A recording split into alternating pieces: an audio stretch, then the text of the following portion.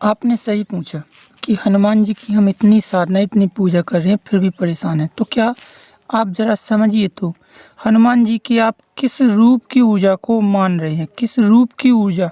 जैसे हनुमान जी के 3 रूप हैं, हनुमान जी की 3 ऊर्जा हैं। एक तो बाल अवस्था वाली ऊर्जा, एक युवावस्था वाली ऊर्जा जो जवानी थी, एक वृद्धावस्था वाली ऊर्जा। तीनों ऊर्जाओं के बारे में वर्णन साहित्यों में मिला है। जामवंत को वृद्धावस्था वाली मिली, राम जी के कार्य युवावस्था वाली में किया और बाल अवस्था वाली ऊर्जा एक अलग है। तो आपको ये डिसाइड करना है कि आप हनुमान जी को किस रूप में मान रहे हैं। जैसे होता है ना कि आप किसी छोटे बच्चे को मनाने के लिए जाओ, बड़े लोगों की शौक वाली चीज़ें लेके जाओ, जैसे बिस्टल हुई या कोई भी विस्की हुई, दारू हुई, रम हुई या चाय हुई या कुछ भी हुई, तो इनसे वो मानेगा नहीं, मानेगा, बच्चा खुश ही नहीं होगा। बच्चे को जो चाहिए जैसे चॉकलेट, क्योंकि भाई बच्चा चॉकलेट पसंद करेगा ना।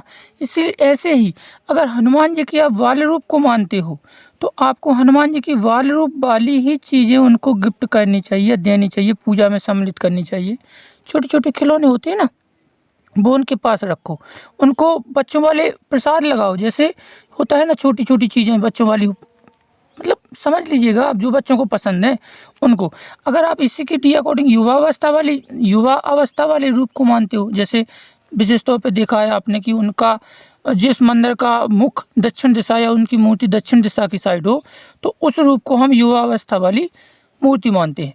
अब इससे क्या होगा, तो महात्मा जी इससे ये है कि अगर हम युवा वाली मूर्ति या युवा वाली ऊर्जा को अवशोषित कर रहे हैं या हम युवा वाले रूप को मान रहे हैं हनुमान जी की, तो आपको अपने आप में विशेष सावधानी लेके चलनी ही पड़ेगी। आपको अपने स्वयं पे नियंत्रण, अपने परिवार पे नियंत्रण, अपने जिस माहौल पे रह रहे हो उस पे नियंत्रण रखना ही पड़ेगा। और वृद्धावस्था वाली ऊर्जा में आप समझते हो ना कि जो वृद्धावस्था में जो लोगों को चाहिए, वृद्धावस्था जैसे आप पूजा करते हो अच्छी बात है, लेकिन शाम सुबह जाओ हनुमान जी के पैर दबाओ, जैसे होता है ना बूढ़े लोगों को होता है। आप सुबह शाम जाओ, पैर दबाओ, उनसे कुछ मांगो, उनसे कुछ पूछो, उनसे कुछ ज्ञान लो, ये सारी चीज़ें, उनसे कुछ टिप्स लो, उनसे कुछ बात करो जाके। जैसे होता है ना अपने घर में, जैसे बूढ़े वृद्ध जो होते हैं उनको हम कैसे मनाते हैं। वृद्धावस्था एक्चुअल में बचपन और वृद्धावस्था दोनों एक ही होती हैं। तो हमें ये नहीं है कि बूढ़ों के सामने खिलौना लेके चले जाना चाहिए, लेकिन नहीं, जो हनुमान जी की वृद्धावस्था वाली मूर्ति को मानते हैं, पूछते हैं, वैसे एक्चुअल में होता नहीं कि कोई मानता है इस रूप को, लेकिन फिर भी हम बता देते हैं कि जो हम बूढ़े अपने घर में जिस समझ लीजिए कि अपने एक वृद्ध को मना के देखिए कि उसे क्या अच्छा लगता है, वैसे ही आप हनुमान जी की मूर्ति के सामने वृद्ध रूप में उनको ऐसा कर सकते। तो देखना आप डेफिनेटली आपको 100% लाभ होगा।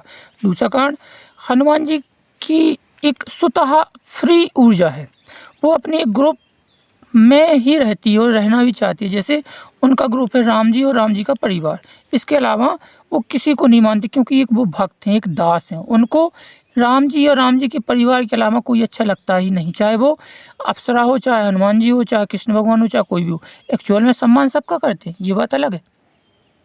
तो हमें क्या करना है कि अगर आप हनुमान जी को मानते हो, ठीक है, और तो उनको आप सिर्फ हनुमान जी के ही ग्रुप को आप मानिए, क्षमा कीजिए मैं ग्रुप बोल रहा हूँ, हनुमान जी के ग्रुप से मतलब राम जी, सिर्फ राम जी पे डिपेंड वो रहिए, माता जी या राम जी के चारों भैया, या मतलब इन सारी चीज़ों को ही अपने घर में सम्मिलित कीजिए अगर आप हनुमान जी को मानते हो या पूजा करते हो। ना कि शिव जी के ग्रुप को आप शामिल कीजिए, कृष्ण भगवान के ग्रुप को शामिल कीजिए, देवियों के ग्रुप को आप अपने घर में शामिल कीजिए। एक्चुअल में होता क्या है कि एक साधु को आप बुला रहे हो, एक सच्चे सन्यासी को आप बुला रहे हो, उसी में आप एक, क्षमा कीजिए, एक महिला को भी आपने आमंत्रित कर दिया, लेकिन ये जो साधु है वो बाल ब्रह्मचारी है, उससे होगा कुछ नहीं। ऐसा नहीं कि ये साधु आना बंद कर देगा या आपके घर नहीं आएगा, लेकिन एक्चुअल में होगा क्या, जो साधु के मन में अकेले आने की प्रशंसा थी कि 4 साधुओं के साथ आता, तो वो मन के अंदर जो हर्ष था, उल्लास, वो इस महिला के साथ आने पर नहीं होगा। आप समझिए, क्योंकि ये साधु के ग्रुप से ये महिला का ग्रुप अलग है। मतलब इस साधु के अंदर कोई ऐसी चीज़, जो चीज़ें ख़त्म चुका है साधु महिला के बारे में, वही चीज़ आप इससे फिर से अटैचमेंट कर रहे हो। यानी ग्रुप ही अलग है महिला का, देवी ग्रुप अलग है, शिव ग्रुप अलग है, कृष्ण ग्रुप अलग है, सबके ग्रुप अलग हैं। तो हमें ऐसा नहीं करना। अगर हनुमान जी को मानते हो तो अपने पूरे घर में, अपने परिवार में, अपने समाज में, समाज तो छोड़ दीजिए, परिवार भी छोड़ दीजिए, पर अपने घर में, अपनी छोटी सी फैमिली में हनुमान जी, राम जी या राम जी के ग्रुप को ही सम्मिलित करना है, ना कि कोई भी दूसरी किसी भी ऊर्जा को आपको अवशोषित नहीं करना है, ना ही कोई फोटो मूर्ति कुछ भी नहीं लगाना है, अगर आप हनुमान जी को मानते हो तो। तीसरा कांड होता है कि हनुमान जी की जो प्रकृति है, आप समझिए वो बाल ब्रह्मचारी, और वो बाल ब्रह्मचारी होने के साथ साथ वो भक्त भी हैं, वो एक सात्विक प्रवृत्ति के भी हैं, वो मतलब नॉन वेज से दूर रहते हैं, किसी को हिंसा संबंधित चीज़ों से दूर रहते हैं। अब अगर आप हनुमान जी के उपासक हो और आप इन चीज़ों को फॉलो नहीं कर रहे हो तो डेफिनेटली वो उनकी ऊर्जा आएगी ज़रूर, क्योंकि आप बुला तो रहे हो, लेकिन नेगेटिव परिणाम देखिए आपके साथ चली जाएगी, बल्कि जो अच्छा होना है वो बुरा ही होगा। क्यों? क्योंकि हनुमान जी जैसे हैं वो अपने भक्तों को भी वैसा चाहते हैं, अन्यथा आप हनुमान जी की पूजा कीजिएगा ही नहीं। वो कहते हैं कि राम जी की पूजा करो, हम खुश हैं, लेकिन जब हनुमान जी की हम पूजा करते हैं तो हनुमान जी का वेग ज़्यादा है, अधिक है, उनकी ऊर्जा हमसे ज़्यादा मतलब राम जी की अपेक्षा जल्दी अटैचमेंट में आती है और हमारे कार्य होते ही हैं। तो हमें उन हनुमान जी के अकॉर्डिंग अपने घर का माहौल, खुद का माहौल, अपने परिवेश का माहौल रखना है, ना कोई गंदगी रखनी है, ना किसी प्रकार का होता है ना कि अंडा गोश्त मछली, इन सब चीज़ों से दूर रहना है, सात्विक प्रवृत्ति अपनानी है, और हाँ, महत्वपूर्ण ब्रह्मचार्य धर्म का पालन करना है। अब आप कहोगे कि मेरी तो शादी हो गई, अब मैं कहाँ से ब्रह्मचार्य धर्म पालन करूँ?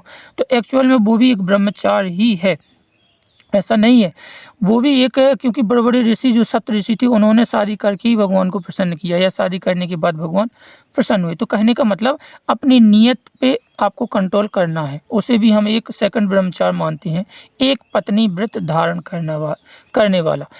I hope. और इसके बाद आपको घर में एक ऐसा माहौल रखना है कि हर समय राम जी की ध्वनि गुंजित रहे। राम जी का एक ऐसा कोई टैप रख लीजिए, ऐसा कुछ भी रख लीजिए, ताकि जिसमें राम जी की ध्वनि गुंजित होती रहे। जिससे क्या होगा, हनुमान जी की जो ऊर्जा है वो राम जी के नाम जहाँ हो रहा है या जाप हो रहा है वो वहाँ रुकती है, ठहरती है, बैठती है। तो आप हनुमान जी की मूर्ति जहाँ पर रखे हो वहाँ राम जी से संबंधित कुछ ना कुछ आपको या राम यंत्र रखना है, या राम जी से संबंधित कोई भजन या टेप रिकॉर्डिंग इस टाइप का बजाना ही बजाना है, ताकि हनुमान जी की ऊर्जा आए और वो रुके। और साथ ही साथ आपको 3 रूपों के अनुसार, बाल अवस्था, युवावस्था और वृद्धावस्था के अनुसार उनसे ट्रीट करना है। आई होप कि अगर आप ये सब काम करते हो तो मैं 100% नहीं 99% आपको उनकी पूजा का फल अवश्य ही मिलेगा। धन्यवाद। आपको कैसी जानकारी कैसी लगी प्लीज़ एक कमेंट कीजिएगा, क्योंकि आपका एक कमेंट ही हम सभी लोगों को मोटिवेट करने का कार्य करता है।